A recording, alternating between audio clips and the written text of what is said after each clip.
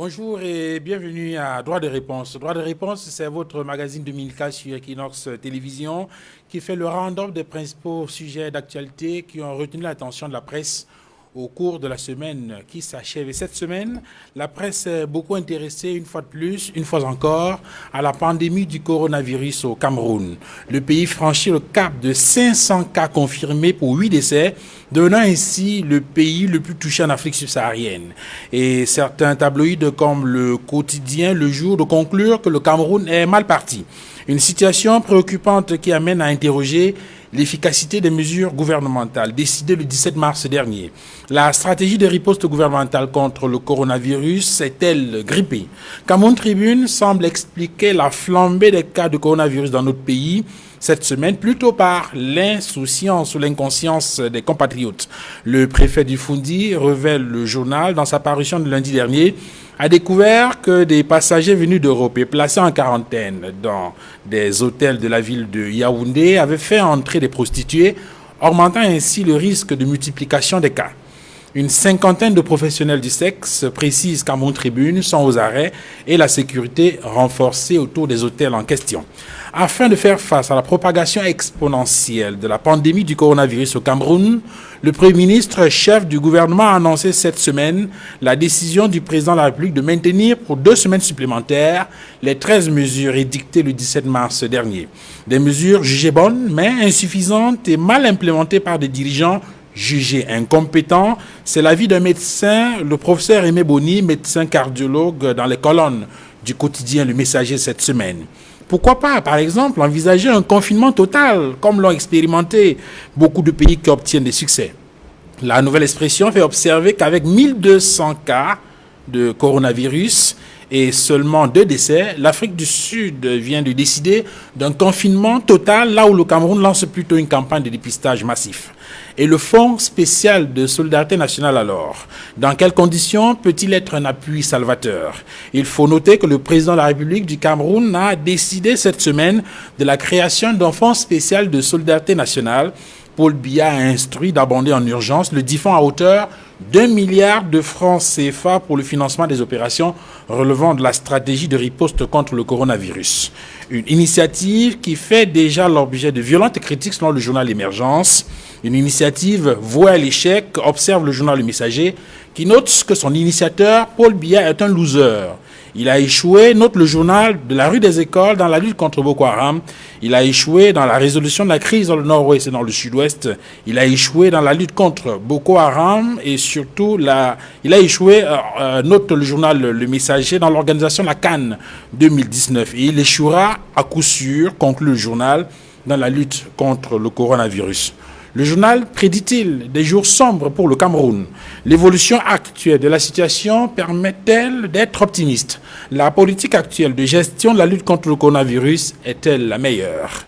Peut-on envisager un état d'urgence, comme cela semble se préciser, sans mesure d'accompagnement? Toutes ces questions et bien d'autres constitueront la toile de fond de cette émission de Droit des réponses qui reçoit ce dimanche Maître Georges Teghem. Maître, bonjour, merci d'être venu. Bonjour Duval, bonjour à vos téléspectateurs toujours aussi nombreux. Je voudrais dire un salut particulier au personnel médical qui travaille tous les jours pour sauver les malades du Covid-19, oui, qui travaille tous les jours pour prévenir la maladie. Je voudrais également présenter très humblement mes sincères condoléances aux familles durement attristées par ce Covid-19.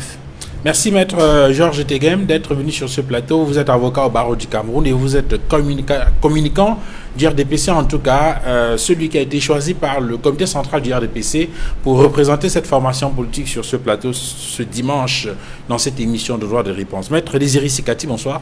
Bonjour.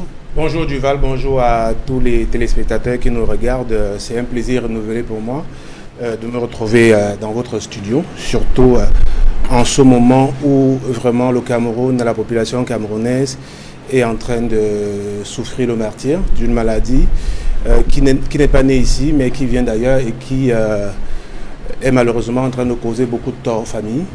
Donc c'est le lieu pour moi de tirer un coup de chapeau, de dire merci au personnel médical camerounais, ceux qui exercent ici et ceux qui exercent à l'étranger, parce qu'en dépit de ce qu'il n'y a pas véritablement de moyens pour leur permettre de travailler convenablement. On est quand même impressionné de voir leur dévouement.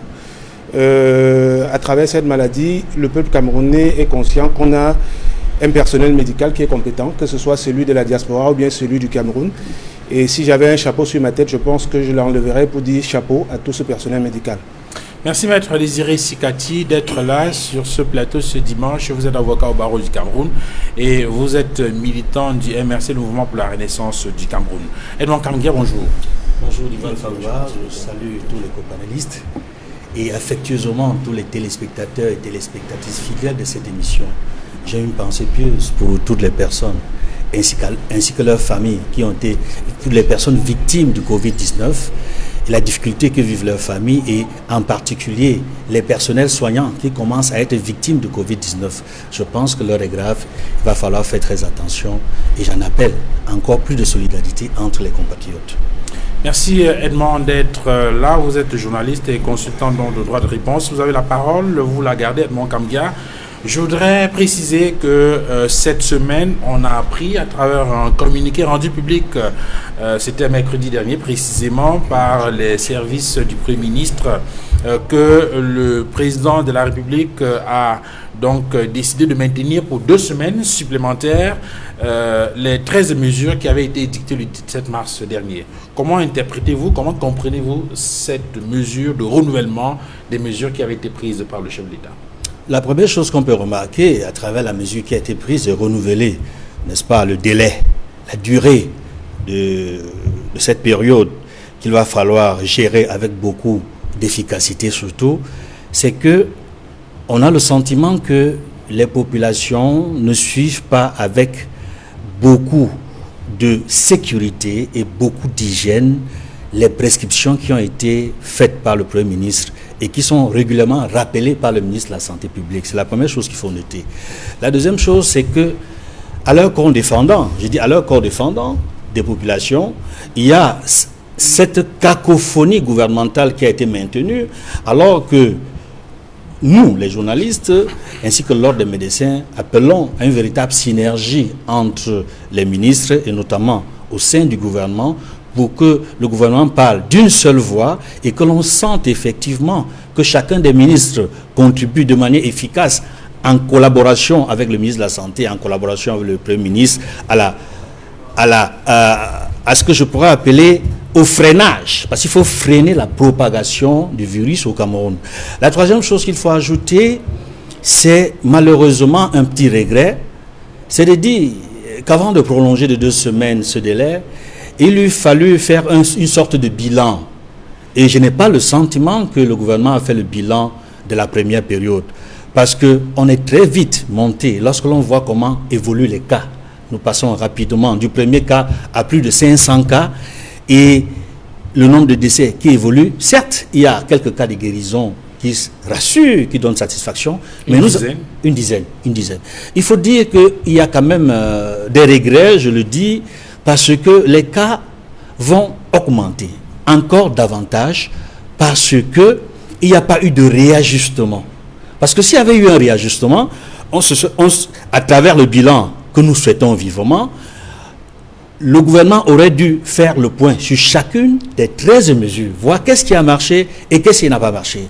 De relancer toutes les 13 mesures dont l'impression que toutes les 13 mesures n'ont pas marché, ce qui n'est pas exact.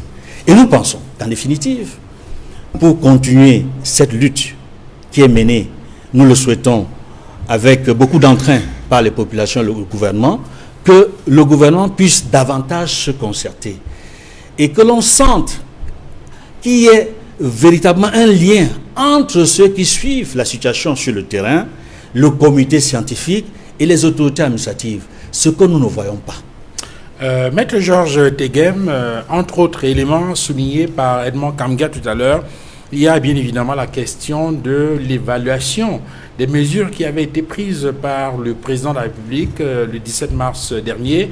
On observe, en regardant les chiffres cette semaine, qu'il y a une sorte de montée, d'augmentation exponentielle du nombre de cas de coronavirus au Cameroun. Et le Premier ministre prescrit là, le président de la République prescrit, à travers les services du Premier ministre, donc, on va dire quoi, la prorogation des mesures pour les 2 prochaines semaines. Comment est-ce qu'il faut comprendre cela? Est-ce qu'il faut y voir, comme l'Assemblée soulignait Edmond tout à l'heure, la cacophonie gouvernementale qui n'aide pas fondamentalement à résoudre de façon efficiente cette crise-là? Faut-il y voir une sorte d'insouciance des populations ou d'inconscience des populations, ou y a-t-il d'autres facteurs qui peuvent justifier qu'on n'ait pas obtenu des meilleurs résultats par rapport à la lutte contre cette pandémie? Écoutez, la pandémie du coronavirus n'est pas une pandémie nationale, c'est une pandémie internationale. Et dans tous les pays du monde, cette pandémie a commencé et s'est répandue. Au Cameroun, le gouvernement de la République a pris des mesures et assez vite, les mesures ont été implémentées. Maintenant, le Premier ministre a fait une évaluation. Il me semble que Monsieur le Premier ministre, à la suite de l'évaluation, est allé encore plus loin en prescrivant des mesures complémentaires. Notamment la mesure relative au bar qui devait être fermé à 18h.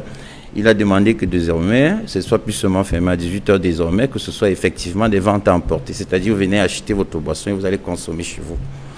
Il y a, entre autres mesures, il a demandé que la mesure également soit implémentée au niveau local, parce qu'il a demandé que les maires, c'est-à-dire une mise en œuvre effective de la loi sur la décentralisation, en demandant que les autorités locales soient davantage associées à la mise en œuvre des mesures qui avaient été dictées par lui. J'ai également noté que M. le Premier ministre, chef du gouvernement, a demandé au ministre en charge de l'économie de travailler à des mesures sur le plan économique et financier pour l'accompagnement des mesures qui ont été prises relativement aux entrepreneurs, aux entreprises, aux sociétés commerciales qui sont implantées dans notre pays, relativement à la consommation des ménages, à la consommation des Camerounais, à l'investissement.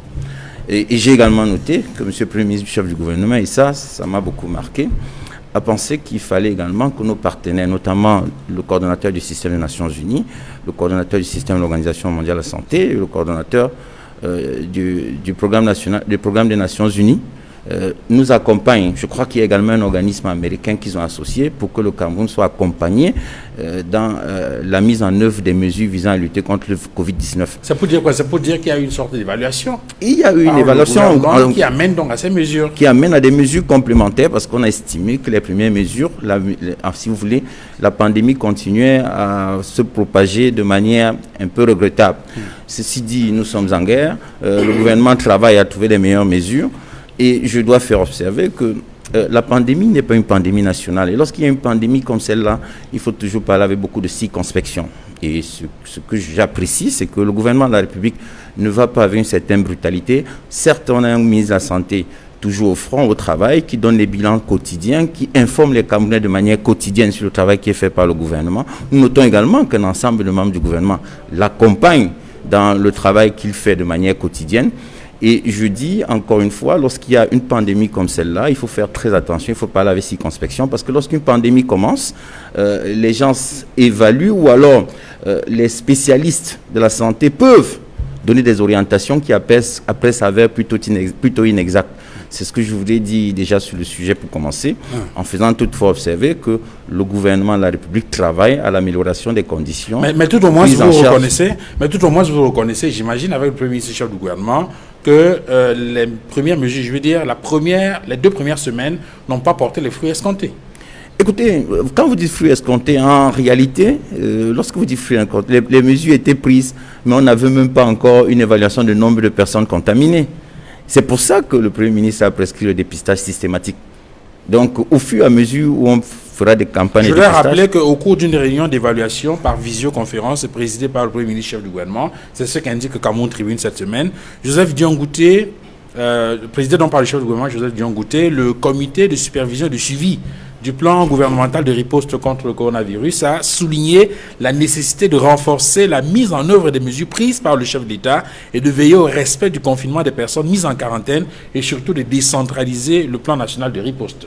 Cela veut dire effectivement qu'il y a un certain nombre d'insuffisances qu'on a observées dans la stratégie gouvernementale. C'est pas dans la stratégie gouvernementale. Je pense qu'il y a un problème d'éducation des masses, il y a un problème de formation des masses. Je pense que le gouvernement a noté que les masses n'adhéraient pas aux mesures qui avaient été mises en place, aux mesures qui avaient été dictées par le gouvernement, parce qu'on a constaté de la part des gens, un certain laxisme, si vous voulez.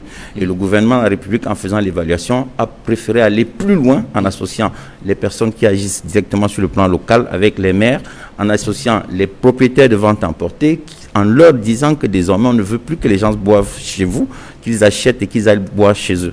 Je pense que c'est une évaluation qui est juste. Peut-être elle n'est pas suffisante. Certes, il faut toujours aller plus loin. Il faut davantage travailler. C'est notre vœu et je pense que le gouvernement de la République est au travail puisque le premier ministre du gouvernement a demandé que les ministres continuent à travailler.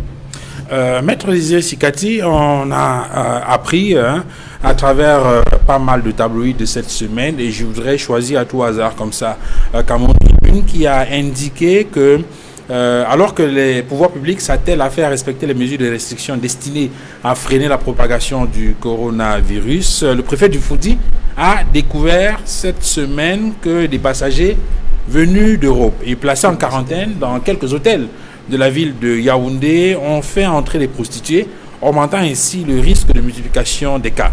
L'autorité administrative a décidé donc d'interpeller une cinquantaine de ces professionnels du sexe qui ont été donc mis aux arrêts, et la sécurité a été renforcée sur tous ces hôtels.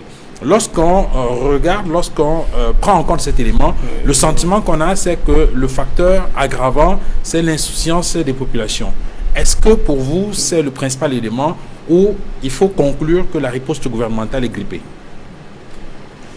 Mais déjà je voudrais quand même dire que lorsqu'on est face à une pandémie comme celle que le Cameroun connaît, à la suite d'un certain nombre de pays de ce monde, on doit quand même avoir la présence d'esprit de se demander comment ceux qui ont connu cette pandémie avant nous ont fait pour la juguler. Parce que là, vous êtes en train de poser un problème qui est, à mon avis, assez grave, le problème du contrôle des personnes qui sont mises en quarantaine.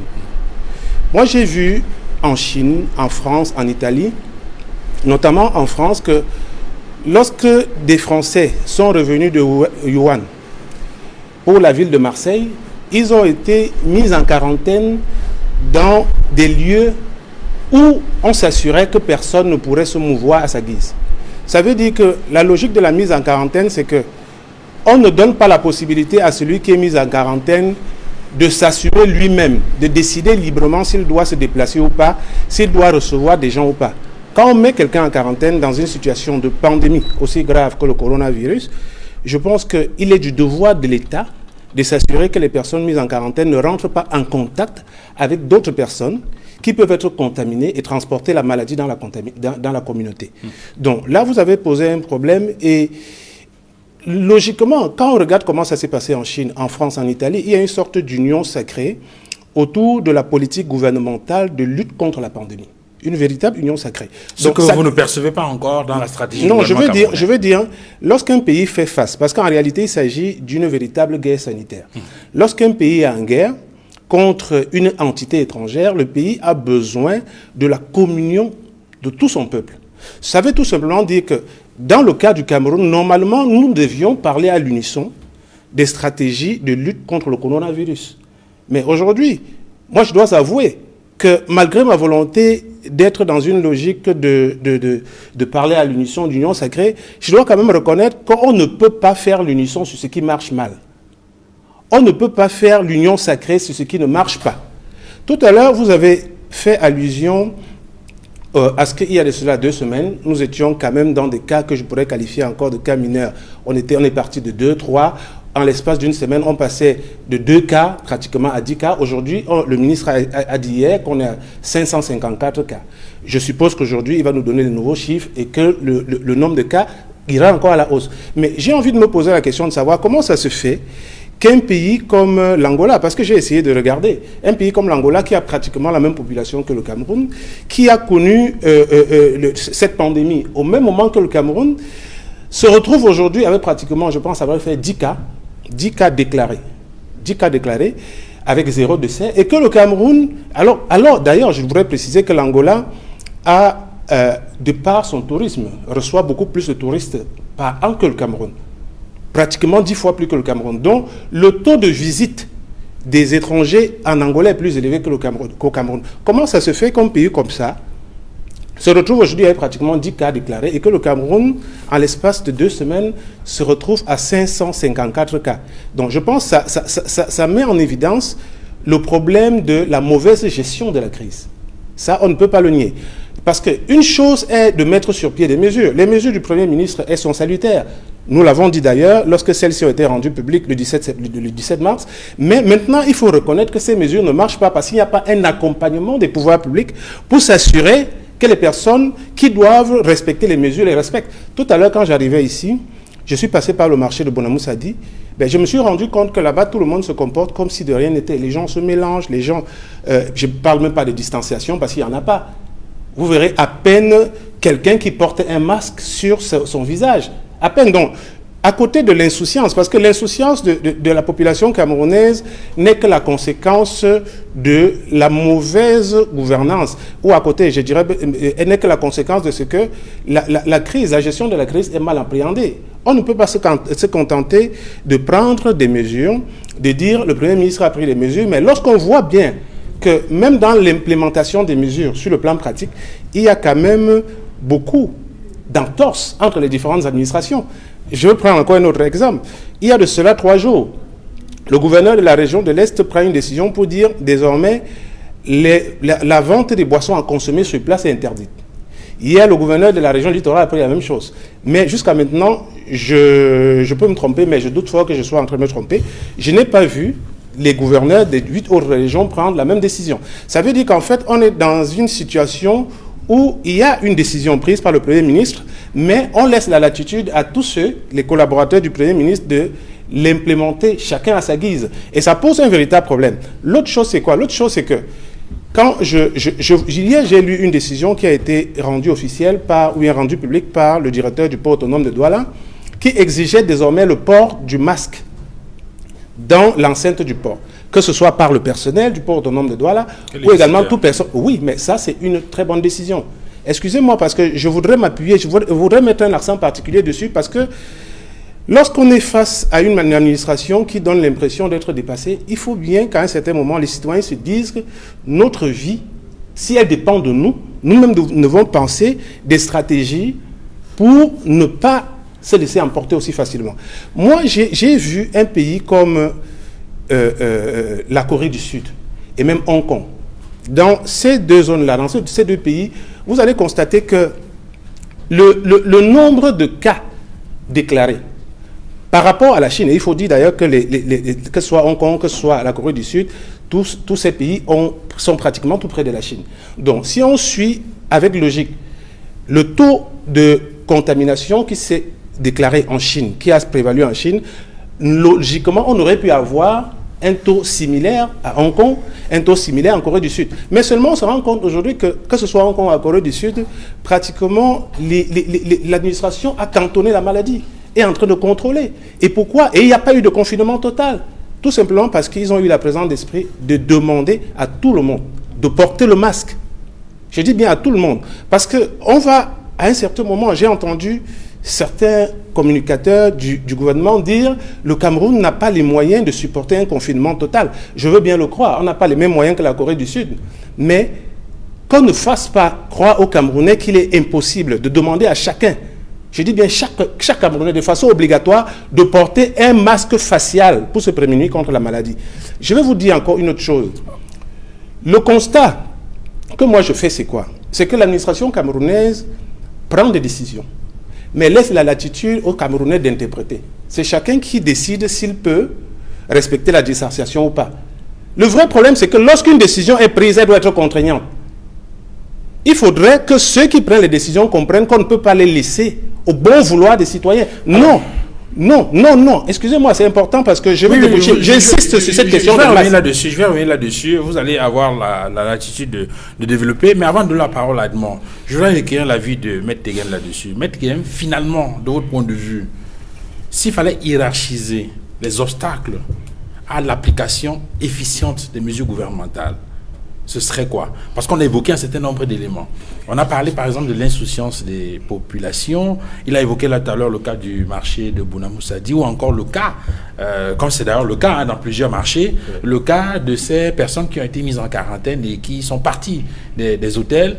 Il y a la question de l'interprétation des mesures qui sont prises par les pouvoirs publics. De votre point de vue, s'il fallait hiérarchiser ces difficultés, on commencerait par quoi?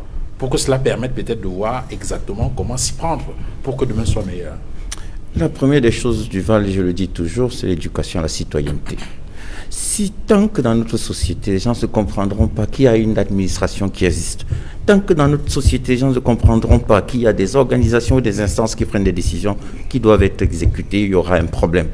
Et le digne représentant du MRC, j'ai bien aimé qu'ils disent que désormais dans ce pays, lorsqu'une décision est prise, il faut qu'elle soit exécutée. J'aurais souhaité que déjà, dans leur propre organisation, qu'on respecte une décision du Conseil constitutionnel. Parce que lorsque vous voyez des partis politiques qui ont pour devoir d'accompagner l'action gouvernementale, qu'un parti politique, un Conseil constitutionnel rend une décision qui n'est pas contestable, et dit, ça c'est le président qui a gagné l'élection, ça c'est celui qui a gagné l'élection présidentielle, et quand notre parti politique conteste cette décision, ça crée déjà un problème. Ça commence par là. L'éducation commence par les partis politiques, les journalistes, les organisations syndicales, les professionnels, les secteurs de santé. Tout le monde doit former les citoyens au respect des valeurs, le respect des institutions. Lorsque le directeur général du port prend sa décision, il la prend de son bureau. Si les gens ne veulent pas l'exécuter sur le terrain, mais la seule mesure de contrainte qu'il a, c'est empêcher l'accès au port. Et il ne le fera que dans l'enceinte portuaire, il ne pourra pas le faire aux citoyens lambda. J'ai entendu tout à l'heure. Ça veut dire qu'il faut envisager des mesures coercitives. Et c'est ce qui est même déjà en train d'être fait. Ce matin, non loin de chez moi, il y avait un bar qui était ouvert. Il a reçu la visite de la police qui lui a laissé une contravention. Et j'étais absolument content de voir cela, même si j'ai regretté que ça arrive à mon voisin. Je lui ai dit, écoutez, il a été décidé que désormais on ne s'assoit plus devant les bars pour consommer la boisson. Vous devez respecter cette mesure gouvernementale. Il faut que les citoyens, et le devoir du gouvernement, c'est de prendre des mesures, et tous les citoyens doivent comprendre que lorsqu'un gouvernement édicte des normes, édicte des règles, elles doivent être respectées. J'ai entendu tout à l'heure sur le port du masque. Là-dessus, il faut le dire, il y a encore un mois, tout le monde disait ça ne sert à rien.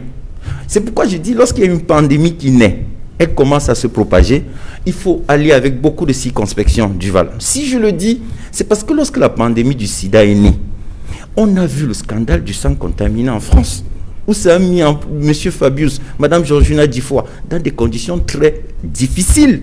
Pourquoi? Parce que quand ça a commencé, personne ne savait exactement ce que voulait dire séropositif, séronégatif.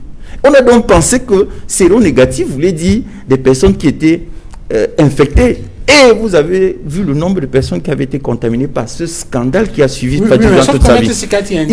Maître Sikati indique tout à l'heure, il a bien dit, et je l'ai souligné, enfin je l'ai retenu, que nous avons la chance d'être parmi, en tout cas pas parmi les premiers pays qui font l'expérience de ce Covid. Et donc, qu'on peut regarder ce qui se fait ailleurs et qui marche, et copier chez nous pour obtenir des résultats aussi intéressants que ce que nous avons ailleurs. Duval, le port du masque, ça fait 2-3 jours qu'on en parle en demandant à tout le monde de porter. Rappelez-vous, j'ai vu le ministre Édouard Philippe, il a dit à la télévision, le Premier ministre, que ça ne sert strictement à rien.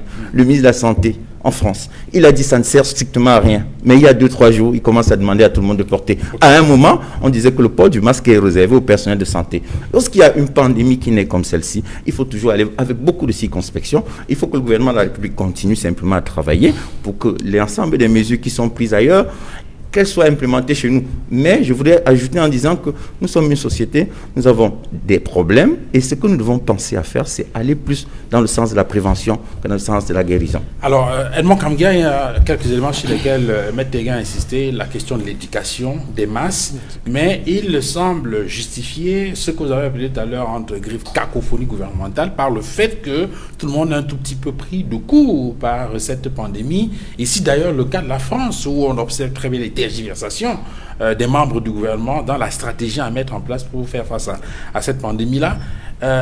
Vous avez évoqué tout à l'heure qu'il y avait une sorte de cacophonie gouvernementale, qu'il y avait un certain nombre de choses qui ne tenaient pas entre certains membres du gouvernement dans la gestion de cette affaire-là. Est-ce que cela seul, ou bien est-ce que ça peut être l'élément plus important dans la justification de l'aggravation de la situation ces 2 dernières semaines? Ce que je puis dire, c'est que l'attitude de certains hommes d'État, on l'a vu notamment lorsque le président de l'Assemblée nationale est revenu d'Europe, est revenu de France, et très vite, en quelques heures, au lieu de se mettre en confinement, est allé à l'Assemblée nationale pour porter ses attributs. Ça a suscité un véritable tollé général, pas seulement à l'Assemblée nationale, mais également dans la presse écrite et dans l'audiovisuel. On a vu comment certaines pontes du régime se sont comportées lorsque les passagers des avions transportant nos compatriotes et d'autres Français qui quittaient l'Europe, notamment la France, pour arriver au Cameroun, par SN Bruxelles et par Air France, sont arrivés au Cameroun. On a vu comment se sont comportés certains dignitaires qui sont allés extraire leurs proches parmi ces passagers que les gouverneurs appelaient à rentrer dans des hôtels qui avaient été réquisitionnés pour la circonstance. Ils étaient en train d'extraire leurs proches pour les ramener à la maison. Et on a vu les conséquences aujourd'hui dans certains cas où il y a eu des décès qui sont liés non seulement à ces personnes qui ont été extraites, n'est-ce pas, de ces hôtels, mais aussi des cas de certaines personnes, de certains passagers qui se sont retrouvés en divagation dans les quartiers. Il y a eu des morts parmi des proches, parmi des personnes qui les ont approchés. Je voudrais dire qu'en réalité, quand j'insiste sur la nécessité d'une synergie gouvernementale, c'est pour que tous les membres du gouvernement et que tous les personnels étatiques, et à commencer par ceux qui incarnent les institutions de l'État, se comportent de manière exemplaire. La notion d'exemplarité que connaît très bien mon voisin, Maître Georges Teghem, qui nous parle souvent de la République exemplaire en construction. Je voudrais lui dire que les Camerounais, notamment ceux qui sont à la tête de l'État, et pour citer le chef de l'État, pour évoquer le chef de l'État justement, devrait avoir un comportement exemplaire. Regardez vous-même ce qui se passe partout, à travers l'Afrique et dans le monde. Emmanuel Macron est au front depuis plus d'un mois. Au Gabon, Ali Bongo Ondimba est au front, est au devant de la scène. Alassane Ouattara en Côte d'Ivoire, il est au devant de la scène. Cyril Ramaphosa en Afrique du Sud, il est au devant de la scène. Et c'est également le cas de Macky Sall. Chacun d'eux a fait au moins 2, 3, si ce n'est 4 ou 5 adresses à leur nation. Et sont descendus sur le terrain, ont rencontré des collaborateurs pour voir comment les choses se passent. Ont rencontré leur premier ministre, sont descendus sur le terrain pour voir exactement quelle est la situation, pour pouvoir évaluer. Le chef de l'État camerounais, il est où? Où est-il? C'est parce que l'exemple doit venir en haut. C'est lui qui doit motiver, donner des instructions, donner le là, pour que les collaborateurs au niveau inférieur puissent accompagner le mouvement et faire en sorte que les mesures prescrites par lui-même et accompagnées par son gouvernement puissent être respectées sur le terrain. Mais il y a un Premier ministre, chef du gouvernement, qui qui conduit la barque. Il a fait une sortie le 17 mars dernier pour indiquer les 13 mesures qui avaient été décidées par le chef de l'État. Il a fait une sorte d'évaluation cette semaine en faisant reconduire les mesures qui avaient été instruites par le président de la République. Il y a un ministre de la Santé publique qui est également au front. On le voit, que ce soit à Olembe où on a écouté des grincements de dents des personnes qui étaient retenues de ce côté-là, ou ailleurs. Il fait un point quotidien tous les soirs pour donner la situation de cette pandémie dans notre pays. On voit bien que même si le président de la République n'est pas absent, comme semble d'ailleurs le noter un certain nombre d'analystes, tout au moins on voit, je vais peut-être reprendre en extension ou en compréhension le roi Sokoudjou, au moins on voit les notables qui sont là et qui donnent le là dans la lutte contre cette pandémie. Vous savez, il ne faut pas négliger les symboles. Et ces symboles sont forts. Quand le chef de l'État parle, quand le chef de l'État est présent, prend des mesures, s'adresse à la nation, 1, 2, 3, 4 fois, les populations prennent ces mesures au sérieux. Ils les prennent au sérieux et se mettent à les appliquer. Son absence est l'un des obstacles à l'efficacité des mesures sur le terrain.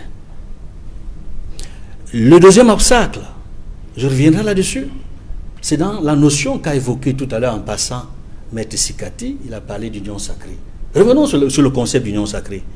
On a vu en France, Emmanuel Macron rencontrer les leaders politiques, l'adversité politique, les responsables des syndicats. Macky Sall au Sénégal a fait pareil. Il a appelé les responsables de l'opposition, les leaders de l'opposition. Il a échangé avec eux, discuté avec eux sur les moyens à mettre en place pour faire face au coronavirus. Sur comment construire une stratégie de riposte nationale pour bouter hors du pays le coronavirus. Au jour d'aujourd'hui, dites-moi s'il y a eu une rencontre entre le chef de l'État du Cameroun et les leaders des principales formations politiques de l'opposition. C'est ça qu'on appelle union sacrée. Tant qu'il n'y a pas cette union sacrée, tant que tout le monde, le pouvoir comme l'opposition, ne vibre pas au même diapason, ne converge pas vers le même but, même les populations ont le sentiment qu'il y a quelque chose qui ne va pas. Il y a quelque chose qui ne va pas. Les politiques, la classe politique dans son ensemble doit donner le ton. Et ce ton doit être convergent. Et ce ton, nous ne le sentons pas. Ça fait partie des obstacles à l'application efficace des mesures. Et pour terminer, pour chuter sur Duval Fangwa, la notion de confinement.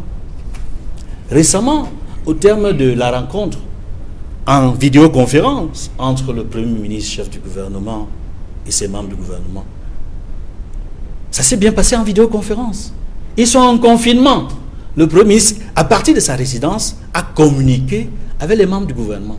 Et il était en confinement. Mais il y a un problème. Vous ne pouvez pas, en tant que Premier ministre, chef du gouvernement, être en confinement avec les autres membres de votre gouvernement et laisser le peuple dans une situation de désarroi. Vous ne décidez pas si nous sommes en confinement ou pas. Et je voudrais terminer par là.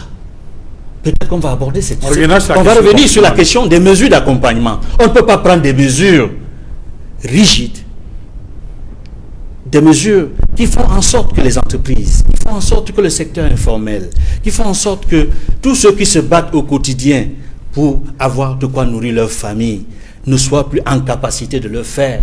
Regardez les taximens, regardez les transporteurs, où on ne leur permet plus, n'est-ce pas, d'avoir le même nombre de passagers dans leur véhicule. Il faut des mesures d'accompagnement pour que ces mesures soient efficaces. Parce qu'il y a le syndicat national sur le plan social, économique routiers. Et financier. Il faut des mesures d'accompagnement. Voilà, s'il n'y a pas ça, ça fait partie des obstacles à l'efficacité de ces mesures. Maître Didier Sikati, c'est vous qui avez évoqué la question de l'union sacrée tout à l'heure, un concept sur lequel revient tout à l'heure Edmond Kamgia. Certes, il n'y a peut-être pas eu une concertation au sommet entre le président de la République, président national du RDPC et les autres formations politiques, comme c'est le cas, comme ça a été le cas en France ou encore au Sénégal, où on a vu les leaders politiques apporter leur contribution pour mettre en place la stratégie de riposte gouvernementale contre cette pandémie.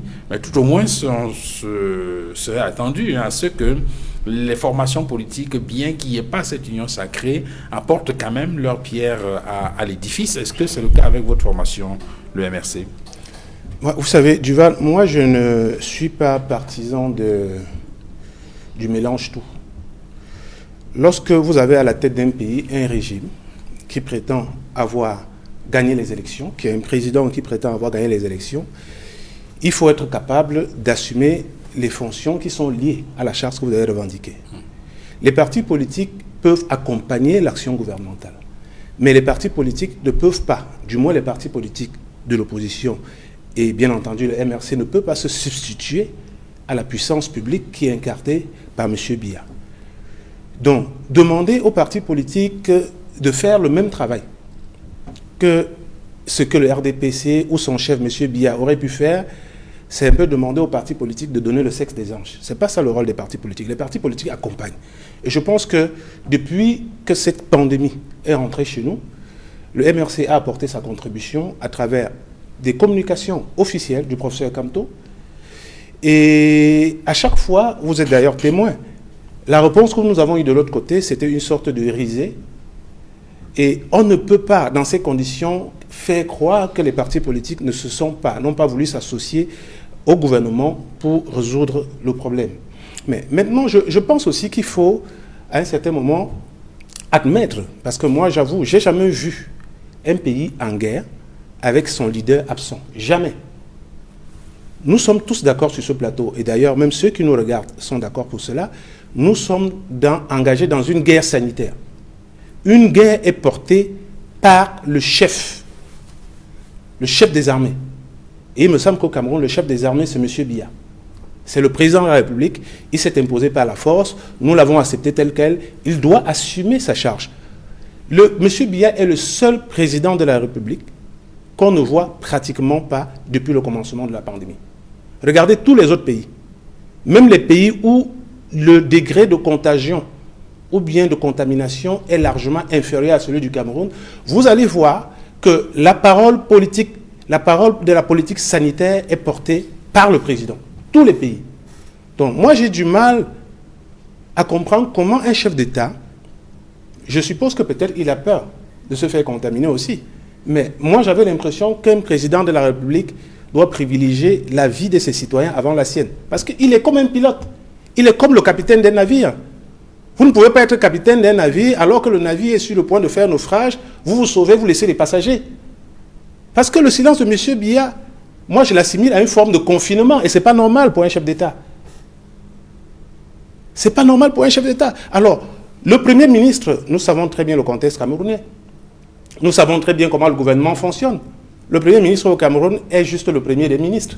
Mais en réalité, sur le plan fonctionnel, sur le plan de la compétence, on sait très bien qu'il n'a pas l'autorité qu'il faut pour s'imposer ou bien imposer ses décisions à ses collaborateurs. Nous savons très bien que c'est comme ça. Et la seule personne qui, dans le contexte actuel, est capable de mener ce combat, du moins, même si nous sommes conscients qu'il ne peut pas être parfait, c'est M. Biya. Quand j'entends dire que le problème au Cameroun, c'est un problème d'éducation des masses et qu'il faut éduquer les masses pour que ces masses apprennent à intégrer, à appliquer la décision du 17 mars du Premier ministre, j'ai envie de dire qu'éduquer les masses, c'est comme aller à l'école. Aller à l'école, on met des années. Est-ce que ça veut dire que le temps que prendra l'éducation des masses, c'est le temps que le RDPC prendra pour trouver une solution à la pandémie? Mais incroyable. Moi, j'avoue que je suis stomaqué d'entendre ce genre de choses.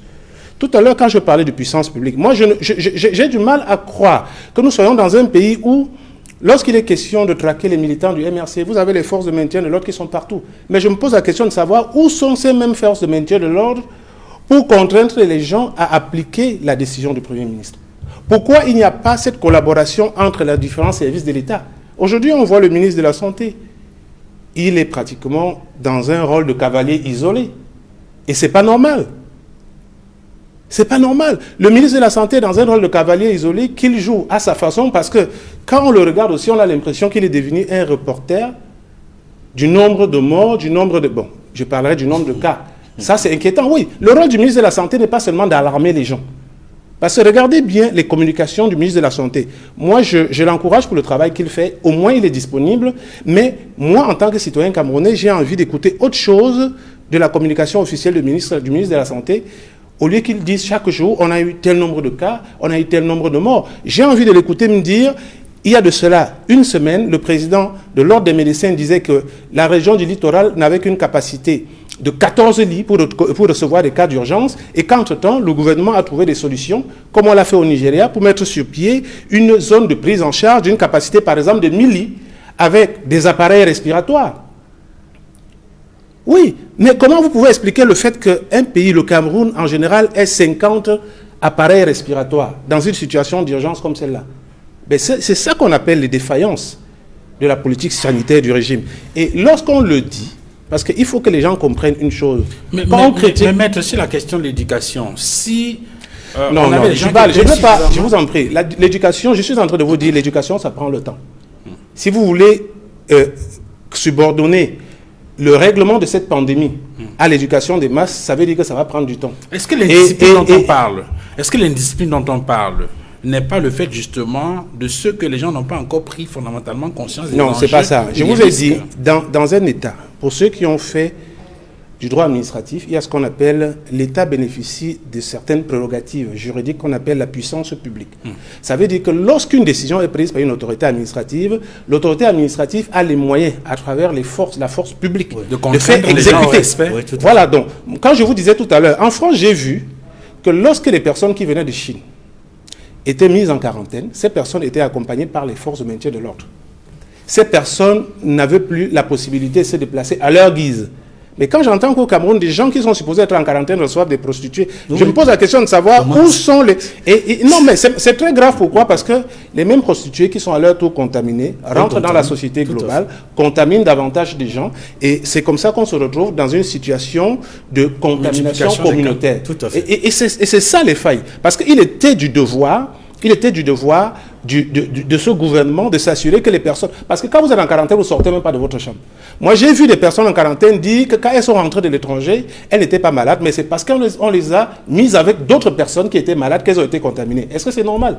Moi, je pensais que la quarantaine supposait, pour des personnes qui sont admises dans les établissements hôteliers, supposait que chacun reste dans sa chambre, est confiné dans la chambre, et même pour recevoir un repas ou bien un service hospitalier, ne le fait que lorsqu'on vient toquer, la personne autorisée vient toquer à sa porte. Donc, et c'est la même chose. On a bien vu que lorsque ce vol de Air France arrive ici, je pense que c'était toujours le 17 mars, on a bien vu le lendemain qu'il y avait des passagers de ce vol supposés être mis en quarantaine qui étaient en train de déambuler devant leur hôtel parce que personne ne voulait les recevoir. Et quand on regardait bien, on voyait qu'il n'y avait pas de force de maintien de l'ordre. Oui. Ah oui, hier encore, je voyais un communiqué, bon, je ne sais pas si c'est lui officiel, où une autorité administrative se plaignait de ce que certains passagers admis en quarantaine dans un établissement hôtelier de Douala, que je ne citerai pas pour ne pas ternir la réputation de l'hôtel, sont également échappés. Mais il n'y a qu'au Cameroun qu'on voit des choses pareilles. Donc, j'étais en train de dire, à côté de ça, il faut quand même se rappeler une chose.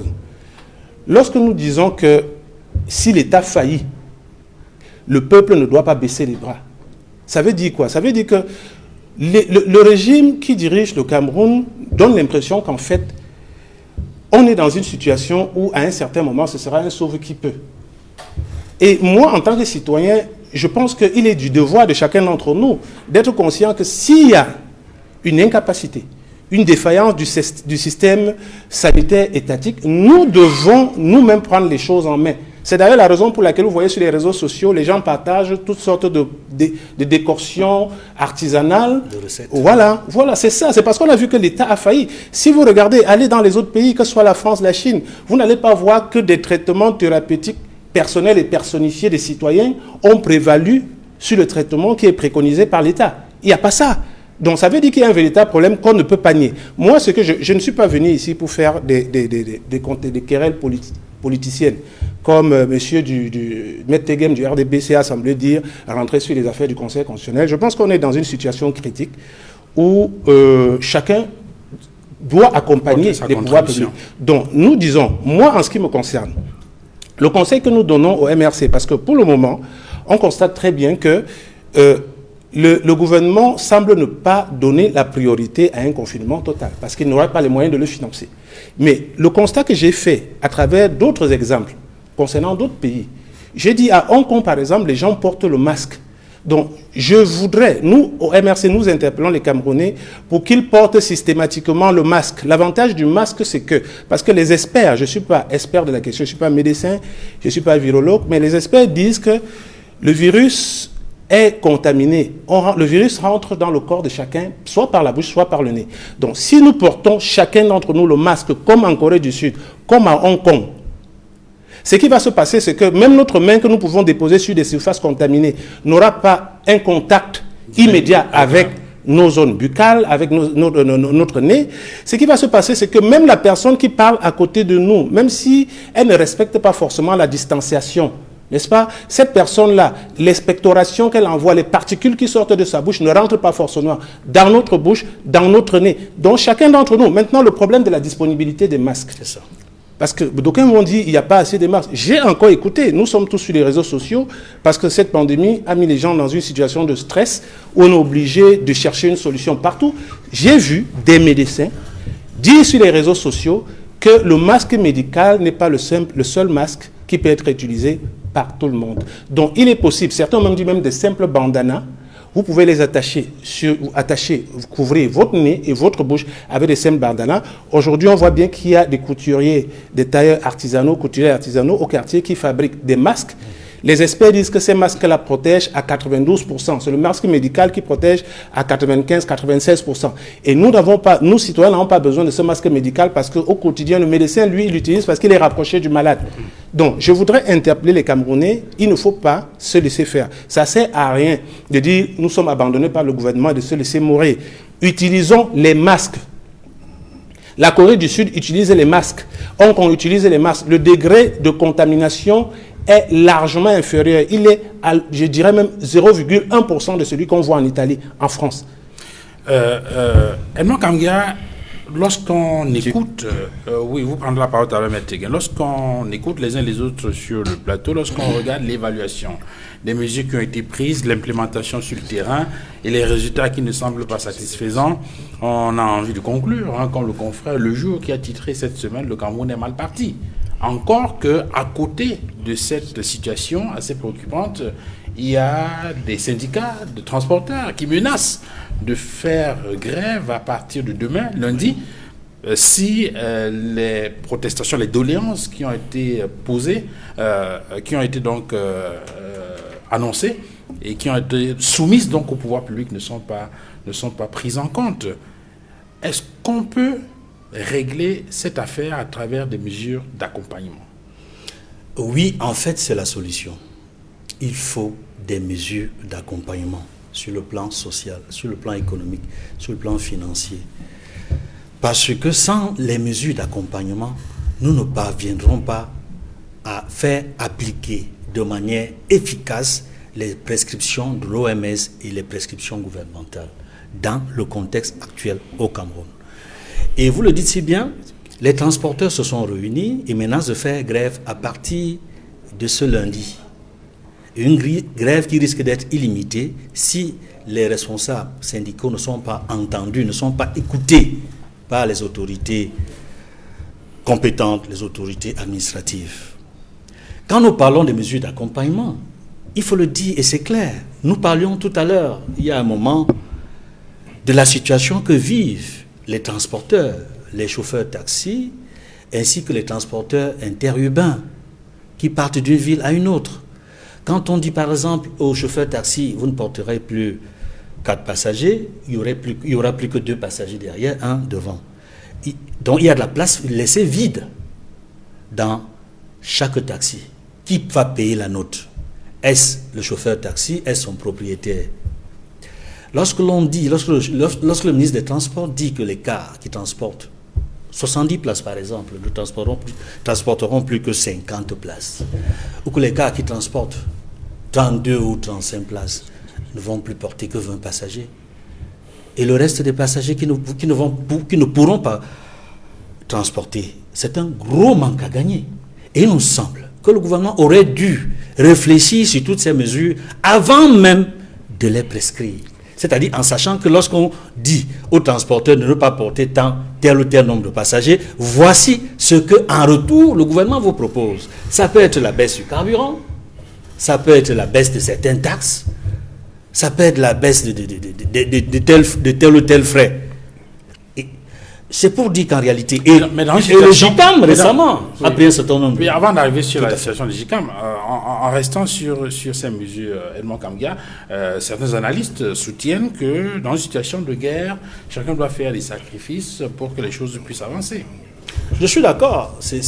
Vous savez, nul n'a le monopole du patriotisme. En situation de guerre, c'est vrai, tout le monde fait des sacrifices. Et tout le monde le fait déjà depuis les 2 premières semaines, avant qu'il y ait prorogation. Nous faisons tous des sacrifices. Tous les Camerounais font des sacrifices. Les parents d'élèves, les enseignants, les éducateurs, dans tous les secteurs, les industriels, les capitaines d'industrie, les employeurs. Ils font beaucoup de sacrifices. Alors, vous étiez en train d'insister sur les prescriptions du GICAM, les suggestions du GICAM, oui, dans le sens de cette opération. Dans le sens de cette opération, d'accompagnement. Pour accompagner, il faudrait bien que le gouvernement accompagne les entrepreneurs, les capitaines d'industrie, pour que, par exemple, vous savez, il y a un certain nombre de doléances que les chefs d'entreprise ont souvent pris à travers le GICAM. Et les doléances sont nombreuses. Et elles datent même depuis le début de la guerre dans le Nozo, où il demandait un certain nombre de choses. Vous savez qu'il y a presque plus d'emplois dans le nord-ouest et du sud-ouest.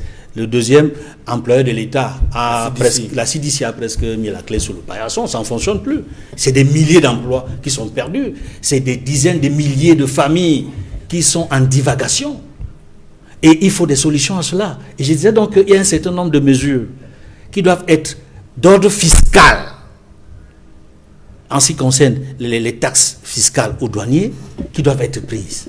Il y a des mesures qui doivent être prises dans le sens d'amoindrir les charges chez les transporteurs, au niveau du carburant par exemple. Ce n'est pas impossible. C'est possible que l'État fasse également des sacrifices pour ces populations. Il faut rappeler que dans un pays comme la Côte d'Ivoire, par exemple, il y a une suspension des contrôles fiscaux sur une période de 3 mois. Oui. Il y a le report du paiement des taxes pour un certain nombre de petits commerçants et autres pendant une qu'on gèle le redressement fiscal, par exemple. Et ce sont des mesures donc, qui peuvent permettre effectivement d'accompagner... D'accompagner des structures d'entreprises, des commerces et autres pour que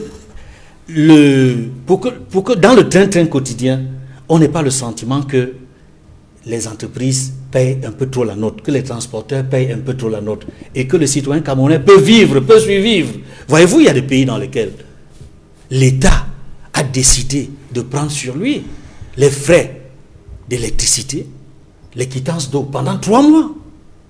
Et ce ne sont pas des grands pays, ce sont des tout petits pays. Des pays qui sont considérés comme des pays pauvres, le Niger, dont le chef d'État a décidé de mettre au moins plus de 190 milliards pour la lutte contre le coronavirus. Est-ce que le Niger est un pays aussi puissant, aussi riche que le Cameroun? Je ne pense pas. Il y a des pays comme la Côte d'Ivoire, 1700 milliards. Le Sénégal, 1000 milliards. Et quand je reviens au Cameroun, on dit, dans le communiqué qui a été signé par le secrétaire général des services du Premier ministre, que le chef de l'État a mis 1 milliard dans la cagnotte. 1 milliard. Est-ce du mépris? C'est 1 milliard. Qu'est-ce que ça vaut pour l'image du Cameroun à l'extérieur? Les pays qui sont au même niveau d'égalité sur le plan économique que le Cameroun ont mis 1000 milliards, 1700 milliards, environ 2000 milliards. Nous mettons 1 milliard. Comme si ça ne suffisait pas. Comme cette humiliation ne suffisait pas.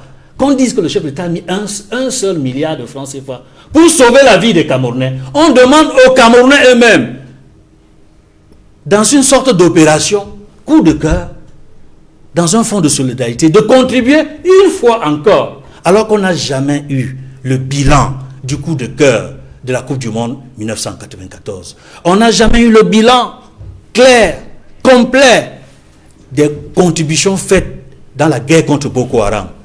Et ce n'est pas le bilan des contributions qui sont faites dans la guerre qui sévit dans le nord et le sud-ouest et pour sauver nos déplacés qu'on aura vu la manière dont les choses sont gérées sur le terrain. C'est très grave. Qu'on fasse le bilan de tous ces coups de cœur que le Cameroun a connus. Alors les populations seront plus à l'aise à contribuer encore en sachant que l'État aura fait sa part. Mais la contribution de l'État, pour l'instant, 1 milliard, je dis, c'est une humiliation.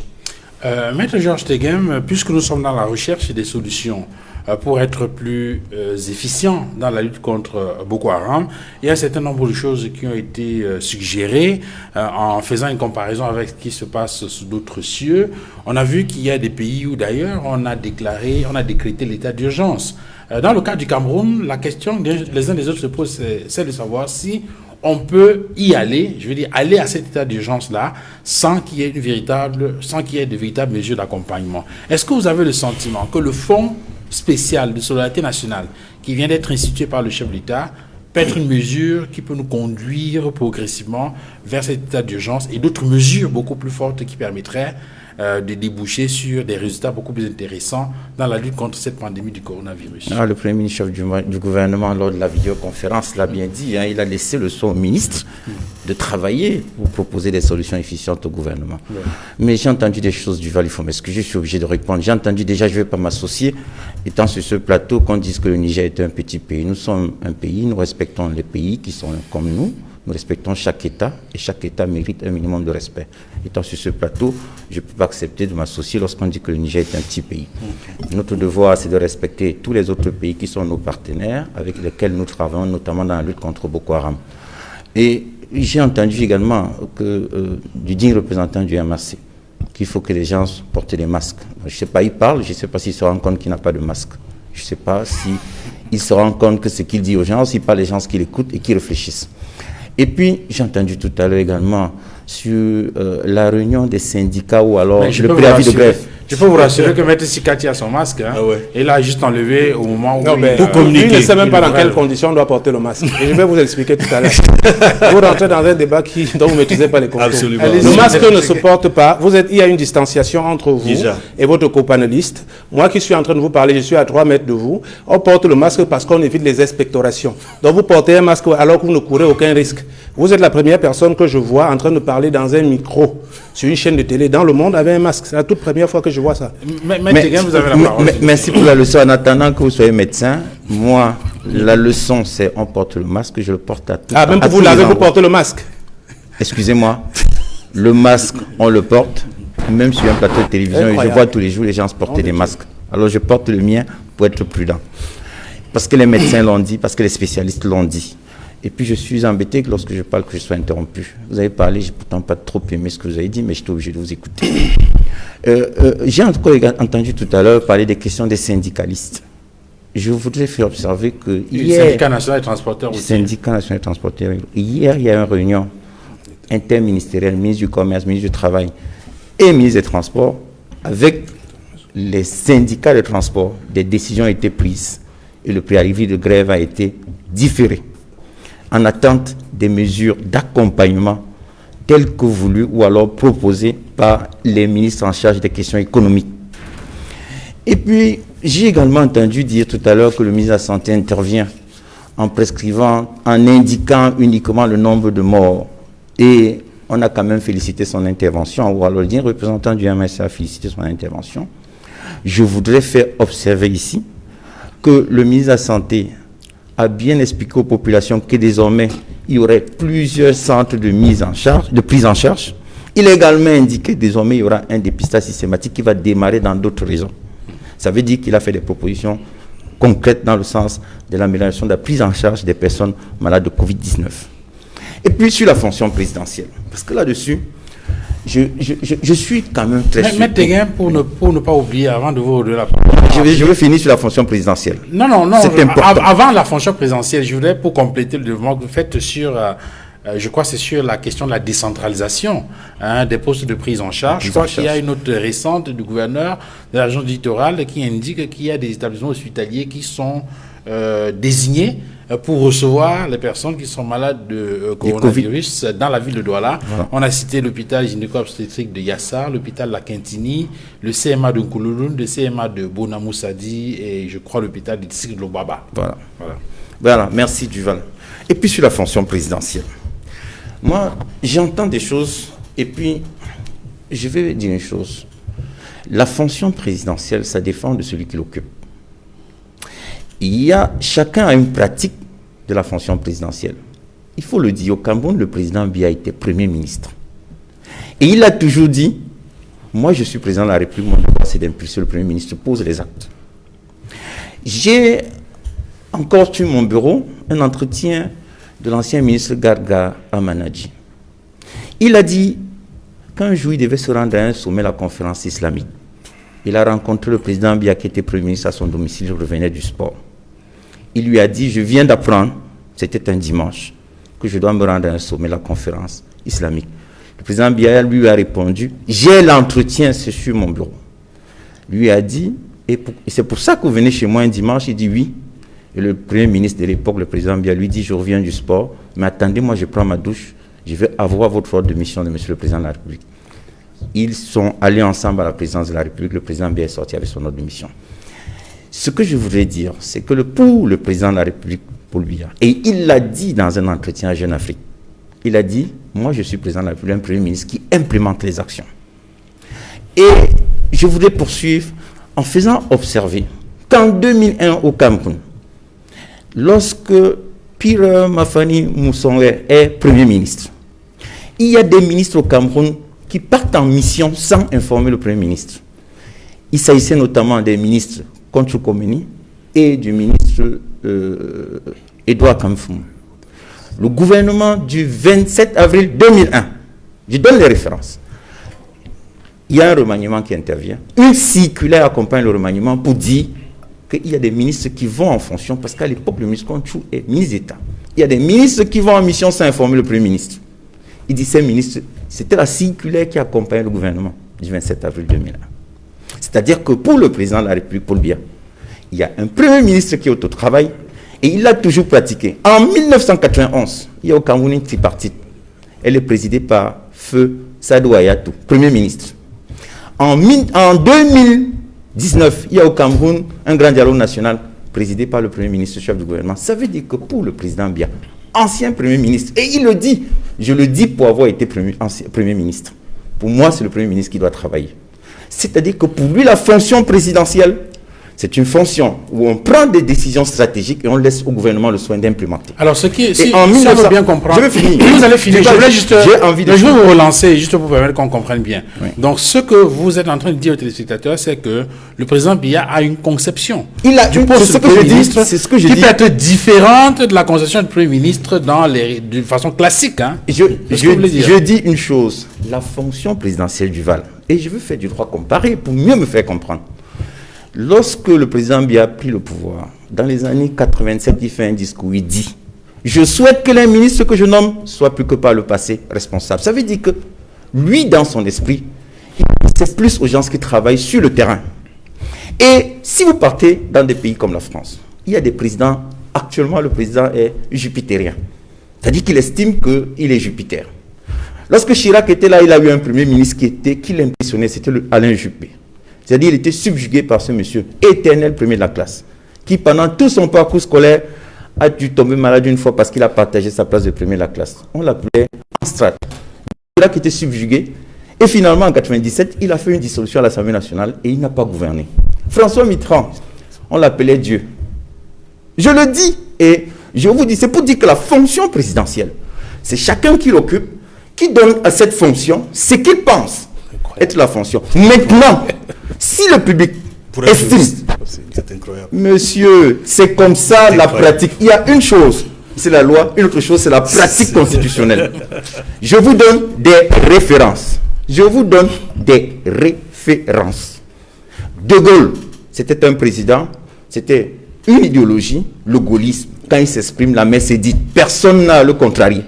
Chacun qui occupe la fonction présidentielle donne à la fonction. D'ailleurs, comme toutes les autres fonctions, il y a des ministres qui sont en fonction et ils délèguent au secrétaire général le soin de travailler. Il y a des ministres qui sont en fonction. Alors, ça, c'est bien compris. Ce que je vous en dis, je vais terminer tout à fait. Mais Duval, ils ont parlé à deux. Et moi, non, je voulais qu'on avance. Vous avez répondu sur cette question. Je veux avance sur la question que j'ai posée en rapport avec les mesures d'accompagnement. Je vais revenir sur les mesures d'accompagnement. C'est pour dire ou indiquer que si le président de la République, dans ce cadre, estime que jusqu'à présent, il appartient au Premier ministre à qui il a fait confiance de communiquer, c'est tout son droit.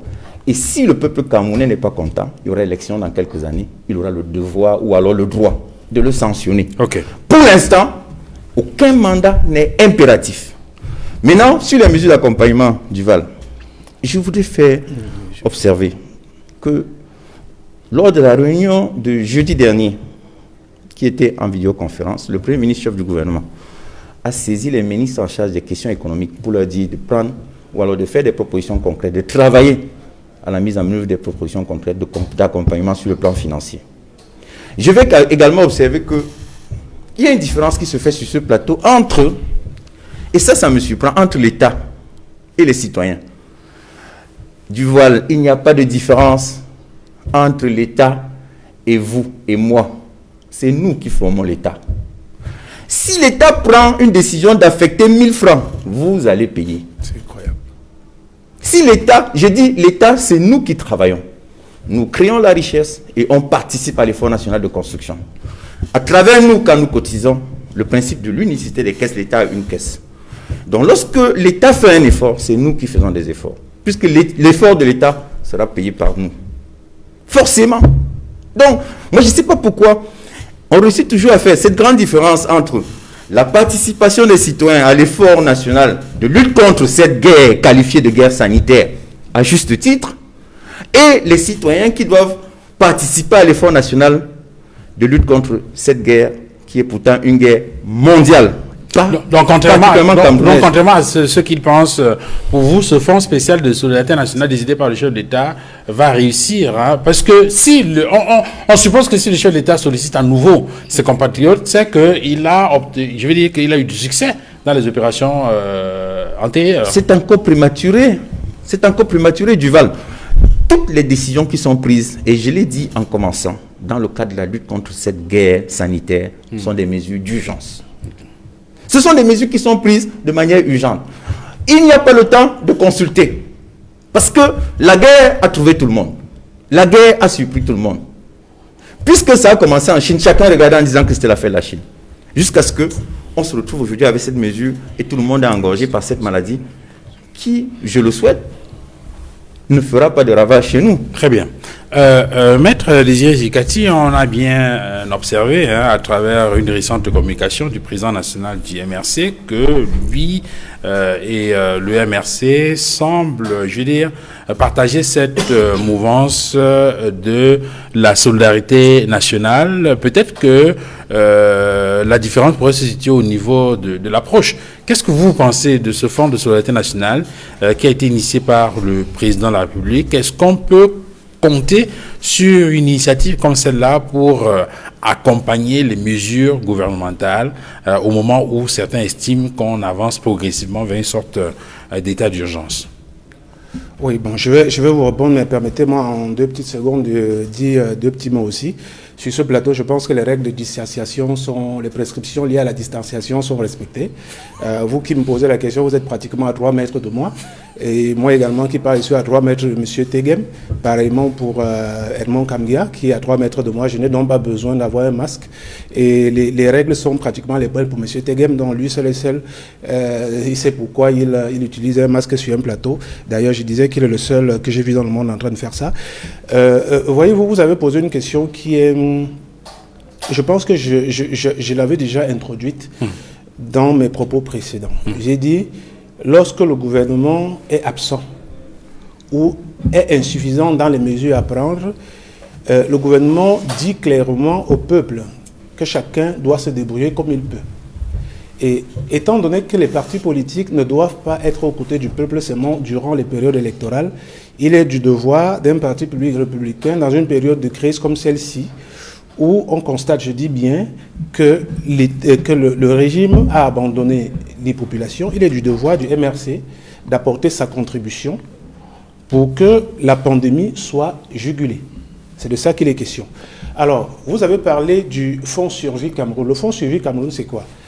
Je voudrais partir déjà du Fonds de solidarité qui a été mis sur pied, soi-disant par décret du président de la République, M. Paul Biya, et qu'il n'a pas communiqué lui-même, ou bien qu'il n'a pas lui-même rendu officiel, parce qu'il faut toujours se rappeler que sous d'autres cieux, contrairement à ce que... Le texte est signé de Séraphin Magloire Fouda, secrétaire général des services du Premier ministre. Ah ok, ça, bon, j'ai perdu ça de vue. J'étais en train de dire qu'il faut toujours se souvenir que, contrairement à ce que dit M. Tegem, le régime présidentiel du Cameroun est présidentialiste. Et c'est celui-même qui a rédigé la constitution camerounaise dans sa version originelle. Joseph Ouonaki le disait, présidentialisme, ça veut dire que tous les pouvoirs, du moins les pouvoirs exécutifs, sont grosso modo concentrés entre les mains du chef de l'État. Donc, que M. Tegem vient nous faire comprendre que M. Biya a désigné un Premier ministre et qu'il lui a donné les coups de France pour agir à sa guise, j'ai envie de lui dire que non, ce n'est pas comme ça que ça se passe. En France, ça se passerait comme ça parce que le régime français, contrairement à ce qu'il a dit, parce qu'il a dit des choses, vraiment, je ne veux pas revenir dessus en détail parce que je pense que c'est le fruit de son invention. Le régime français, c'est semi-présidentiel, semi-parlementaire. Semi-parlementaire, ça veut dire que vous avez un certain nombre d'élections législatives qui visent à amener tous les Camerounais de bonne volonté à se mettre ensemble pour combattre la pandémie, pour essayer de colmater les brèches qui sont créées par les carences de l'État ou bien les carences du régime. Lorsque nous prenons par exemple le fonds de solidarité qui a été mis sur pied par M. Biya, il est dit que le fonds de solidarité a reçu une dotation de 1 milliard de francs CFA. Bon, je ne vais pas revenir sur ce que M. Edmond Kamga a dit de façon intelligible et vérifiée concernant des pays tels que le Niger, la Côte d'Ivoire, le Sénégal, qui ont quand même fait un apport consistant pour l'accompagnement de leur plan d'urgence. Certains, c'était pour l'accompagnement du confinement total, d'autres, c'était pour des mesures d'urgence. Alors, quand je divise le milliard de francs qui est mis dans la cagnotte par M. Biya, 1 milliard, quand je divise ça par 25 millions de Camerounais, ça fait 40 francs par personne. Ça veut dire qu'objectivement, M. Biya a mis 40 francs à la disposition de chaque Camerounais pour régler le problème de la pandémie. Et même si on y ajoute les contributions de quelques compatriotes volontaires, notamment certains hommes d'affaires que je ne veux pas nommer, mais qu'on connaît tous, je pense qu'on doit se situer aux alentours de 55 francs. Mais il faut quand même pas se moquer des gens. À un moment pareil, il faut quand même se demander, est-ce que par ce genre de décision, on n'est pas en train de demander aux Camerounais de se prendre eux-mêmes en charge?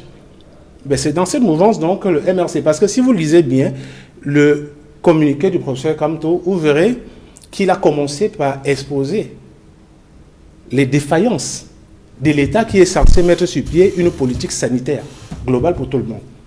Donc le plan Survie Cameroun, le programme Survie Cameroun n'est que la conséquence de l'absence des pouvoirs publics incapables d'accompagner les Camerounais dans leur souffrance. D'ailleurs, je vais vous rappeler une chose.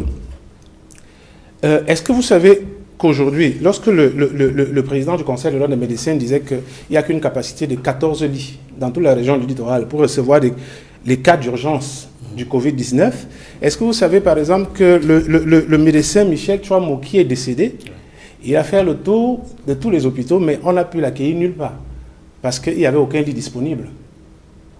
Oui. Et au moment où je vous parle, il y a un autre médecin aussi qui vient de décéder, je pense qu'il doit s'appeler Kakinsi Lazare, qui vient de décéder. Et tous ces personnels de santé décèdent. Pourquoi? Parce qu'il n'y a pas de matériel approprié mis à leur disposition pour leur permettre de bien prendre en charge les personnes malades. Est-ce qu'il est normal que notre pays se retrouve en train de programmer une politique sanitaire d'urgence liée au Covid-19 sur les dons reçus par exemple du président de la Fondation Alibaba? Est-ce que c'est normal? Est-ce qu'un pays n'a pas le devoir d'avoir un budget conséquent de santé, un programme de santé conséquent pour prendre en charge tous ces citoyens, les problèmes de santé de tous ces citoyens, même en cas d'urgence? Est-ce que c'est pas ça le devoir d'un pays? Bon, il faudrait que ceux qui nous gouvernent sachent aussi que nous parlons parce que nous ne sommes pas toujours ignorants. Il y a au Cameroun une loi de 1998, je pense que ça doit être une loi du 9 mars 1998, sur les plans d'urgence et de secours. Cette loi dit que chaque année, l'État a le devoir de budgétiser des fonds pour les secours et des cas d'urgence, chaque année. Ça veut dire qu'en fait, si le régime faisait son travail normalement, chaque année, on aurait une caisse dont le contenu peut être reporté autant de fois sur plusieurs années, tant qu'il n'y a pas de situation de crise grave, à telle enseigne que le jour où la crise se manifeste, qu'on ne se retrouve pas dans une situation où on va quémander. Parce qu'un État ne peut pas bâtir une politique sanitaire sur la mendicité. Quand on demande aux gens d'apporter des contributions, des dons, moi j'appelle ça la mendicité. Mais est-ce que quand vous le dites, vous prenez en compte le contexte socio-économique actuel marqué par une guerre dans l'extrême nord avec Boko Haram, la crise du nord-ouest du sud-ouest, et auquel vient s'ajouter maintenant cette crise sanitaire? On peut imaginer que du point de vue de la trésorerie, il y a une forte tension au Cameroun depuis la survenue de ces différentes crises-là, et qui pourrait avoir absorbé peut-être... Oui, sauf que Duval, vous faites généralement le journalisme d'investigation sur votre chaîne, vous avez cité le Niger. Eh bien, vous savez aussi que le Niger est en train de vivre les affres de Boko Haram. Oui. Et ça a commencé pratiquement au même moment que le Cameroun. Tout à fait. Donc, en fait, le budget que le Cameroun engage pour la guerre est pratiquement un budget. Bon, déjà, le budget du Cameroun doit être beaucoup plus important parce que le Cameroun, sur le plan économique, quand on regarde le PIB, le Cameroun est au-dessus du Niger. Voilà, donc il ne faut pas qu'on fasse comme si on était dans une situation extraordinaire. Les États, la politique aussi, c'est prévoir. Quand on parle de budget, ça veut dire qu'on a des fonds qui doivent être mis de côté. Les fonds des situations d'urgence sont des fonds qu'on ne touche qu'en cas d'urgence, qu'en cas de crise grave. Et je dis, la loi, ce n'est pas moi. C'est une loi qui a été votée, qui date du 9 mars 1999. C'est une loi votée par le régime actuel qui est au pouvoir, mais qui n'a pas été appliquée. Et c'est là où on dit qu'il y a un déficit de prévision, de prévoyance dans la gestion du régime. C'est de ça qu'il s'agit.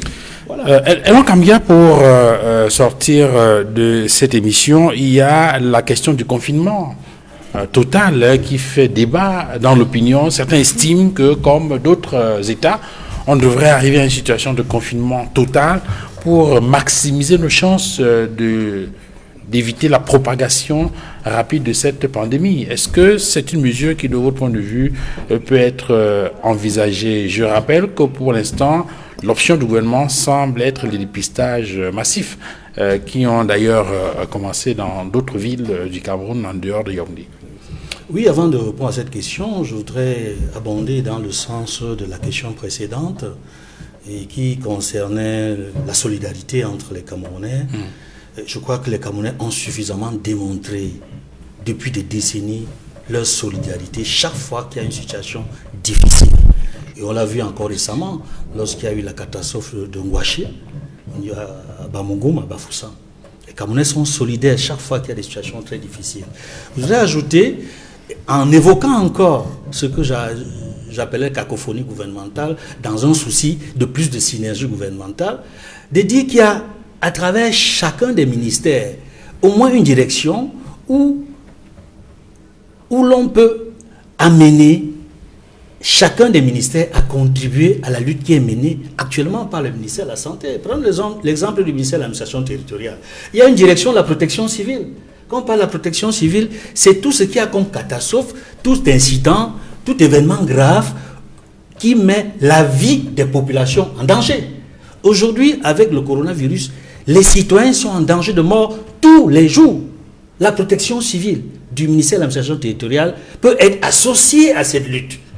Je me demande si le ministre de la Santé et le ministre de l'administration territoriale ont pu avoir des concertations, ne serait-ce qu'à ce niveau de la protection civile, au niveau de la synergie gouvernementale. Il y a ainsi, au niveau du ministère des Affaires sociales, c'est un ministère qu'on devait voir sur le terrain, parce qu'il s'agit de la population. Que ce soit sur le plan central comme sur le plan décentralisé, le ministère des Affaires sociales devrait être aux côtés des populations. On ne l'a jamais vu. Chaque fois qu'il y a des crises, on n'entend pas parler du ministère des Affaires sociales. C'est pour dire qu'en réalité, peut-être que je rêve, qu'on n'y parviendra pas à une véritable synergie gouvernementale. Je vais répondre à votre question. Confinement général ou pas confinement du tout? Je pense qu'avec l'exemple de la gestion de la crise actuellement au Cameroun, la lutte contre le coronavirus, les autorités nous ont suffisamment démontré qu'elles ne sont pas prêtes pour un confinement général. Elles nous ont suffisamment démontré qu'elles ne sont pas prêtes pour un confinement général. Et les faits le montrent tous les jours. Et même le montant qui a été mis par l'État dans le cadre du Fonds de solidarité, 1 milliard, qui ne peut résoudre aucun problème. J'ai dit qu'il ne peut résoudre aucun problème actuel en ce qui concerne cette lutte, nous montre que nous ne sommes pas prêts pour un confinement. Vous exagérez peut-être là-dedans. Non, mais je vous le dis. On a quand même appris que pour ce qui concerne les factures des hôtels, ça tournait autour de 600 millions de francs CFA il y a quelques temps. Les responsables se plaignent de ce que l'État leur a encore rien donné. Depuis quelques jours, ils ont menacé de faire grève, de mettre à la porte toutes les personnes qu'on a envoyées dans leurs locaux. Ils disent qu'ils attendent encore que l'État puisse les soutenir, qu'ils ne peuvent pas. Parce que déjà, ils n'ont jamais, ces hôteliers, ces responsables d'hôtels n'ont jamais été avisés avant que les incidents n'arrivent. Ils ont été surpris et les moyens d'accompagnement n'ont pas suivi. Ce sont les éléments que je mets sur la table pour démontrer que nous ne sommes pas prêts pour un confinement général. Or, c'est la solution. Mais parce qu'on n'est pas prêt pour un confinement général, allons-y au moins pour un confinement partiel. Alors, le Nigeria nous donne l'exemple. C'est votre journal, La Nouvelle Expression, qui cette semaine indiquait que l'Afrique du Sud est le premier pays du continent africain à avoir pris la décision d'un confinement total de 3 semaines, alors que ce pays n'est encore qu'à 2 décès, même si on a enregistré déjà 1200 cas de personnes confirmées. Et c'est un acte courageux de la part de Cyril Ramaphosa, qui est arrivé au pouvoir dans des conditions très démocratiques en remplaçant son prédécesseur qui était éclaboussé dans beaucoup d'affaires de gestion, de corruption. Et je voudrais croire que Cyril Ramaphosa et son gouvernement vont parvenir à mener l'Afrique du Sud, qui est la première puissance, la première économie africaine, à bon port dans cette lutte contre le coronavirus. Et vous le savez, il y a très peu de décès, il y a très peu de cas, avant même que la mesure de confinement général ne soit prise. Cela signifie qu'ils ont pris le bon bout. Et s'ils gèrent bien, si à la l'Afrique du Sud gère bien la situation. Ils sont sur le point de parvenir à un résultat probant, efficace, comme on l'a vu en Corée. Mais je dis, ils ont peut-être un peu plus de moyens que nous. C'est la première économie. Nous sommes dans une situation très compliquée sur le plan économique, avec les guerres auxquelles on fait face contre Boko Haram, avec la guerre que nous-mêmes, la guerre insipide, la guerre inutile, la guerre vaine et inimaginable qu'on n'aurait jamais dû faire, c'est-à-dire la guerre dans le nord-ouest et le sud-ouest. On n'aurait jamais dû faire cette guerre. Aucune armée n'a gagné la guerre contre son propre peuple. Ce sont des Camerounais qui luttent, qui tuent d'autres Camerounais. Et ça fait 4 ans que ça dure. Le chef de l'État peut mettre fin à cette guerre parce que c'est lui qui a décrété cette guerre et favoriser une solution politique et diplomatique. Et tous les Camerounais sont d'accord pour la solution politique et diplomatique. Si on trouve la solution à la guerre dans le nord et le sud-ouest, je pense que l'argent que nous perdons tous les jours pour les soldats qui vont sur le terrain dans le nord et le sud-ouest, ça nous permettrait d'engranger suffisamment de moyens pour lutter efficacement contre le coronavirus. Alors, Maître Georges Teghem, confinement total, visiblement, ce n'est pas à l'ordre du jour du gouvernement qui, de toute évidence, semble privilégier la piste ou l'option des dépistages massifs. Écoutez, je ne veux pas me prononcer de manière définitive et de manière péremptoire. Moi, je suis un peu circonspect. Je vous ai dit en commençant l'émission, lorsqu'il y a une crise comme celle-là, j'observe avec beaucoup d'attention, avec beaucoup de circonspection. Je vais le répéter plusieurs fois. Mais je voulais faire quand même quelques observations sur ce qui a été dit relativement au fonds de secours. Oui, effectivement, la loi de finances de chaque année prévoit des fonds de secours. Chaque ministère a des fonds de secours. Oui, effectivement, les 10 fonds doivent être affectés à des crises comme celle-ci. Mais ce que je voudrais faire observer, c'est que pour l'instant, le gouvernement de la République a un peu été surpris par la crise, c'est-à-dire que c'est une crise qui arrive de manière un peu... Elle s'invite dans le débat public. C'est une crise qui surprend un peu le Cameroun parce qu'au départ, on la voit de loin. La preuve, c'est que la loi de finances, quand elle est votée, on ne prend pas en compte l'existence de cette crise. Maintenant, on réfléchit au sein du gouvernement de la République sur une loi de finances rectificative. C'est une idée qui n'est pas exclue. En tout cas, je m'en tiens toujours à ce qu'a dit M. le Premier ministre, chef du gouvernement, à l'occasion de la dernière conférence qu'il a eue avec les ministres de la République, où il a demandé au ministre en charge des questions de finances d'étudier avec la plus grande attention l'ensemble des mesures qui peuvent être prises sur le plan économique et financier pour juguler les effets de la crise de Covid-19. Maintenant, ceci étant dit, je voudrais dire confinement total, ou alors je pense que le gouvernement a fait un choix clair. C'est celui du dépistage systématique, c'est-à-dire on fait le dépistage, ceux qui sont infectés, on les confine, et ceux qui ne sont pas infectés, ils continuent à vaquer à leurs occupations. Je voudrais faire quand même observer qu'il ne faut pas se comporter comme si le Cameroun est le seul pays qui a des capacités engorgées par la crise. Les capacités de la plupart des pays sont débordés par la crise. C'est pour ça que, même en Europe, lorsque vous faites la crise, on vous dit d'appeler, vous appelez, on vous demande si vous avez déjà des problèmes respiratoires. Lorsque vous dites non, on vous dit de continuer à vous calmer et de rester confiné. Parce que les capacités sont, si vous voulez, toutes les capacités sont engorgées et débordées. Le Cameroun n'est pas le seul pays dans cette situation. Lorsque les grands pays qui ont les capacités de juguler une telle crise sont débordés, je pense que le gouvernement de la République a fait le bon choix, celui de faire un dépistage systématique et de confiner les personnes qui sont asymptomatiques, c'est-à-dire les personnes qui font des crises sans le savoir. On les confine et au fur et à mesure où les cas arrivent, on les intègre dans les centres qui ont été démultipliés. Vous avez cité un certain nombre tout à l'heure. Avant, il n'y en avait même pas. Depuis que la crise est née au Cameroun, il y a environ un mois, en un mois, vous avez vu le nombre de structures qui ont été mises en place.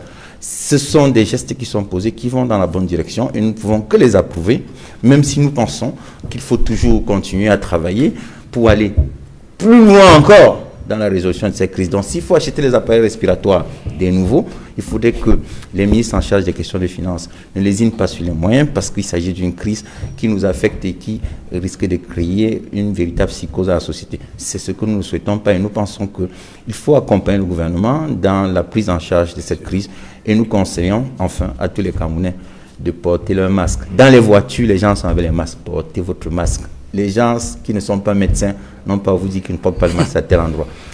Le masque se porte, les gens dans leur véhicule, ils sont seuls assis au volant de leur véhicule, ils portent les masques.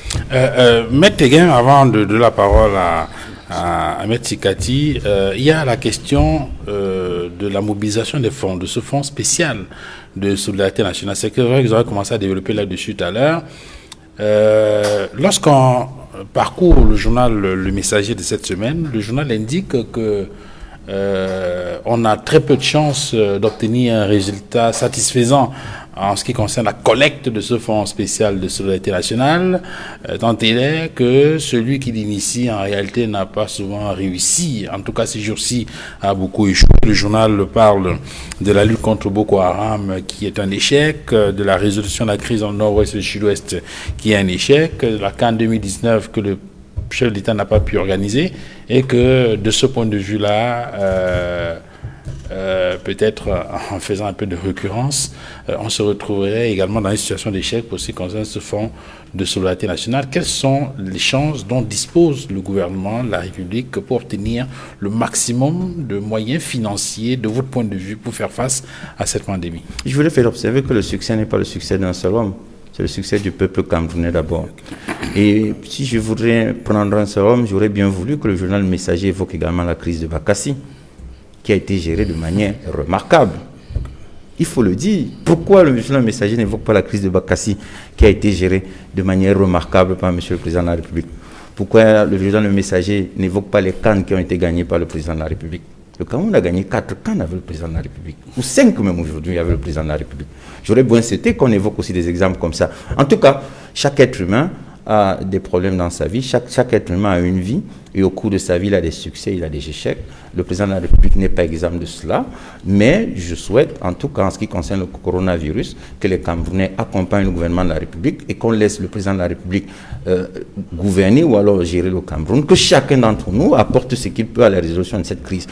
La réussite de la résolution de la crise, c'est une réussite du peuple camerounais, comme la réussite de Bakassi est une réussite du peuple camerounais sous l'impulsion de M. le Président de la République, comme la CAN ou les CAN gagnés sont des réussites du peuple camerounais sous la conduite de M. le Président de la République, comme les diverses réussites que nous avons eues en gérant de manière remarquable notre qualité de président du Conseil de sécurité des Nations Unies. Maître Sikati, il y a un certain nombre de correspondances qui ont circulé sur les réseaux sociaux cette semaine, laissant croire qu'on pourrait s'acheminer dans les jours à venir à une sorte d'état d'urgence ou de confinement total. Est-ce que pour vous, c'est une mesure qui est envisageable pour être plus efficient dans la lutte contre la pandémie du coronavirus? Disons que le confinement total est la mesure qui a été choisie par la plupart des États qui ont connu un niveau d'expansion assez critique de la maladie, que ce soit l'Italie, l'Espagne ou bien même la France, et même aujourd'hui la ville de New York. Toutes ces zones-là sont dans une situation de confinement total. Donc je pense que l'idéal aurait été au Cameroun que l'on passe aussi au confinement total. Mais un confinement total ne peut pas se faire sans des mesures d'accompagnement, notamment des mesures à caractère, des mesures financières. Parce que, voyez-vous, le confinement total va pratiquement atteindre l'économie.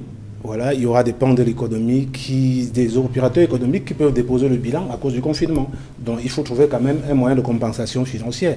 Et c'est là où je dis que les syndicats de transporteurs qui demandaient un accompagnement des pouvoirs publics sont dans leur rôle, parce que c'est comme ça que ça se passe dans tous les pays. Edmond Kamgi a parlé tout à l'heure de 1700 milliards de francs CFA mis à la disposition des opérateurs économiques par l'État ivoirien. C'est dans cette mouvance-là qu'il faut faire ce genre de choses. Mais à défaut de confinement total, moi j'ai dit au début de l'émission que je ne suis pas venu ici pour une émission, ou bien pour participer à un débat à caractère purement politique. Moi je suis quand même stressé, comme beaucoup de Camerounais.